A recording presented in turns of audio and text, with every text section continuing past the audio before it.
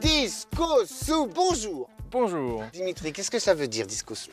Alors, le collectif Disco Soup organise des événements gastronomiques festifs pour communiquer autour de la question du gaspillage alimentaire.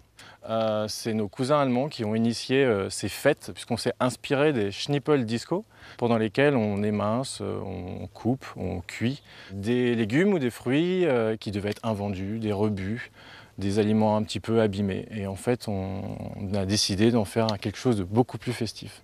Vous leur donnez une deuxième vie, ils étaient déjà éliminés presque. Ils étaient presque éliminés, mais en effet, c'est bien une seconde chance qu'on leur donne. Donc, ces aliments-là, lorsque vous décidez d'organiser une disco soupe, il faut aller les chercher quelque part. Sur les marchés, ça nous arrive de récupérer sur les marchés avec les maraîchers qui collaborent avec nous. Vous ne glanez pas, vous négociez. On ne glane pas, on ne veut pas trop rentrer en concurrence avec les glaneurs. Et puis ça nous arrive en fait d'aller directement s'approvisionner dans les grandes centrales comme Rungis ou le mine de Nantes par exemple, où là clairement c'est des grosses quantités qui sont déjà abîmées quand elles sortent de l'avion, qui nous sont données en fait. Mais invendable n'est pas synonyme d'immangeable. Non. Et en fait, c'est un peu là le gros scandale, c'est que de la production à la distribution, c'est à peu près un tiers qui s'en va à la poubelle.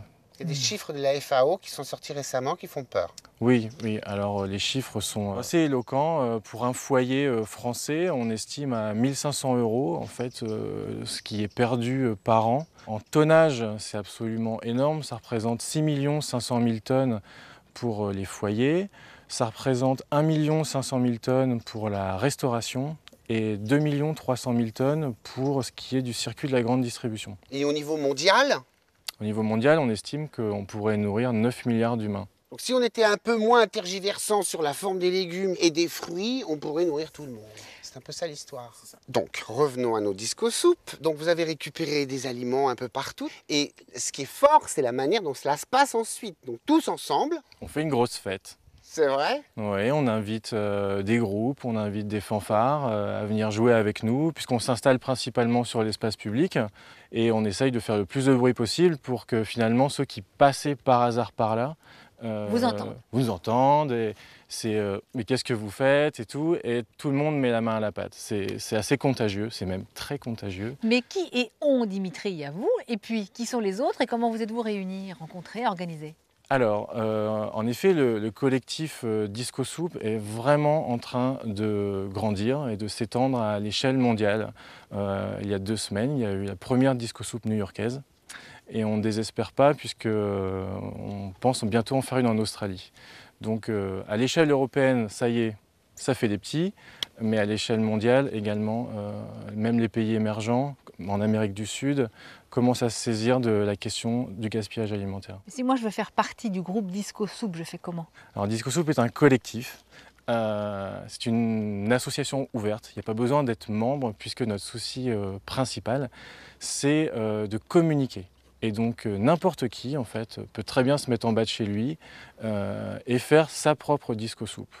Le message étant de communiquer sur le gaspillage alimentaire. Puisque ce qu'on n'a pas dit, en fait, c'est qu'une fois qu'on a tout cuisiné, tout émincé, compote, soupe, salade, gazpacho, on redistribue en fait gratuitement dans la rue sous forme de petits gobelets, des gobelets Disco Soup, qui commencent à être très connus et les gens du coup voilà, peuvent consommer. C'est tout neuf, ça fait combien de temps que ça existe cette affaire? C'est tout neuf, ça a 1 an et demi et ça nous a complètement dépassé. Au point que vous ne pouvez pas imaginer ce que ça peut devenir demain ou est-ce que déjà vous avez des choses dans la tête?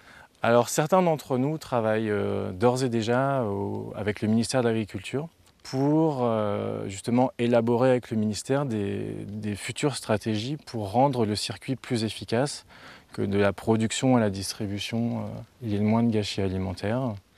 Et puis on commence à cogiter également au futur, c'est quoi consommer dans le futur, moins gaspiller. Dites-moi Dimitri, quand on va faire très loin des très grosses courses une fois par mois, on rapporte énormément chez soi, on jette énormément? Oui, en fait, en faisant des grosses courses, Et avec nos emplois du temps modernes, on ne peut pas vraiment prédire et j'ai l'impression qu'on jette d'autant plus quand on fait des grosses courses.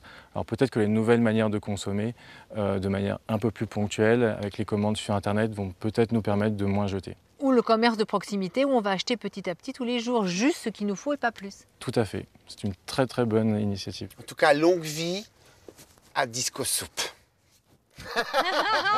Merci Dimitri. Merci. À bientôt.